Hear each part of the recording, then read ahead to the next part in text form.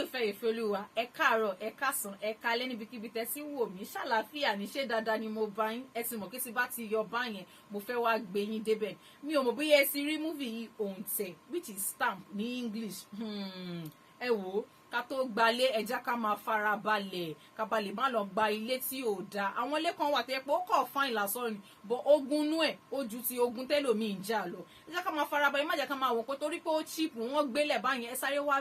ẹ sáré bẹ́ẹ̀ sí ó ní àwọn young couple kan tó yẹ pé ó ṣẹ̀ṣẹ̀ fẹ́ra wọn ibi tó ń gbé tẹ́lẹ̀tẹ́lẹ̀ ilé yẹn jẹ́ ilé aláriwo tó yẹ pé bó ṣe ń jà láàárọ̀ ló ṣe ń jà lálẹ́ so wọn ò ní fọkànbalẹ̀ wọn pé àkáwọn wá gba ilé òótọ́ ṣe bẹ́ẹ̀ lọ gba ilé mi nù ilé yẹn kẹ̀dẹ̀rẹ́ torí pé ó cheap gan yẹ kó ti já wọn létí pé ilé tó cheap báyìí kò yẹ káwọn sáré bẹ́ wọ́n ṣàsáré bẹ́ wọlé wọn ò gbàdúrà sí wọn ò ṣèwádìí bó ṣe ń jagun lọ́tún lósì ni rules and regulation ó tún ti pọ̀ jù èèyàn méjì ò gbọ́dọ̀ jáde kúrò nílé èèyàn kan ṣo ló gbọ́dọ̀ bọ́ta ẹ gbọ́dọ̀ bá tẹ́nàtì yín ọ ṣàfi òfin lẹ̀ rẹ́kẹ́rẹ́kẹ́ and then tẹ́ bá fẹ́ bọ́ nínú ogun yẹn ẹ gbọ́dọ̀ wá another tenant tó máa lè replace yín or else ẹ máa fi ẹ̀mí yín di ni o ẹ wo oríṣiríṣi ṣàṣẹ ẹ wo ẹ má jẹ́ kí n sọ gbogbo ẹ̀ fún yín ẹ lọ sórí YouTube kẹ́ lọ wo ONTE.